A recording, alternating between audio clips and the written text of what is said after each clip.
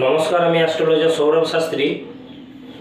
আজকে আপনাদের যে বিষয়টা নিয়ে বলবো, কোনো বড় সড়গত অবস্থার পরিবর্তন না হলে আপনারা যেটা জানেন আমি ভিডিও ছাড়ি না। তো অলরেডি এই যে ফাল্গুন মাসটা স্টার্ট হয়েছে, এতে শনি রবি একটা 20 যোগ চলছে অলরেডি, এবং 15ই মার্চের পর একটা আপকামিং একটা টাইম আসতে চলেছে, যে টাইমটার এফেক্ট 12টা রাশির ওপর খুব খারাপভাবে পড়বে। মঙ্গল এবং শনি কুম্ভ রাশিতে মিলিত হবে, এবং আপনারা যেটা অনেকেই জানেন, শনি মঙ্গল কিন্তু দুজনে বন্ধু গ্রহ নয়। তো শনি মঙ্গল এবং রবি রাহু যুক্ত হবে মিনে। তো 15ই মার্চের পর থেকে 3 মাস একটা খুব খারাপ এফেক্ট পড়তে চলেছে 12টা রাশির ওপর, দেশ দুনিয়ার ওপর, আর্থসামাজিক পরিস্থিতির ওপর। তো যেটা মাসুল গুনতে হবে 12টা রাশিকে। তো আপনাদের দেখবেন যাদের বিভিন্ন লাইফে প্রবলেম চলছে, সেই প্রবলেমটা অলরেডি বেড়ে যাবে, এবং মানুষের জীবনে বিভিন্ন অশান্তি এবং ধরে রাখুন আর্থসামাজিক বিভিন্ন পরিবর্তন, কোনো দেশ দুনিয়ায় কোনো যুদ্ধ বিগ্রহ লাগতে পারে, কোনো বড় সড়ো প্রাকৃতিক বিপর্যয় আসতে পারে। তো এটা নিয়ে অনেক অ্যাস্ট্রোলজার রিসার্চ করছেন।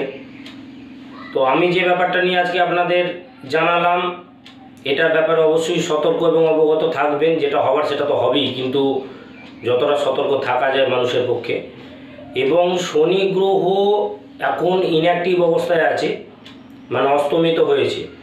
তো আবার শনি গ্রহ উদিত হচ্ছে 20 মার্চের পর থেকে, পুনরায় পাওয়ারফুল হবে।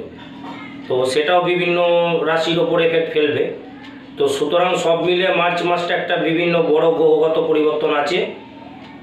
আপনারা যারা আমার সঙ্গে কন্ট্যাক্ট করতে চাইছেন, ভারতবর্ষের যে কোনো জায়গা থেকে একটি মাত্র ফোন কল করে জ্যোতিষ বিচার পেতে পারেন অনলাইন, এবং যারা চেম্বারে এসে দেখাতে চাইছেন চেম্বারে এসে দেখাতে পারেন।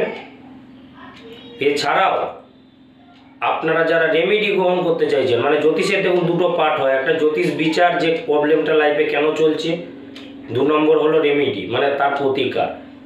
ঠিক আছে? তো রেমেডি অনেকে করান না, অনেকে জ্যোতিষ বিচারটা করিয়ে ব্যাপারটা রেখে দিলেন, কিন্তু এটা ঠিক নয়। ডাক্তার দেখিয়ে ওষুধ খাওয়াটাও যেমন, জ্যোতিষ দেখিয়ে রেমেডি নেওয়াটাও তেমন। সুতরাং জ্যোতিষ দেখিয়ে কাগজটা তুলে রাখবেন না, তার রেমেডি করবেন। রেমেডি করলে আমি বলছি না যে সম্পূর্ণ ঠিক হয়ে যাবে আপনার প্রবলেম, তবে অবশ্যই কিছুটা আগের থেকে অবশ্যই পরিবর্তন আসবে। নমস্কার।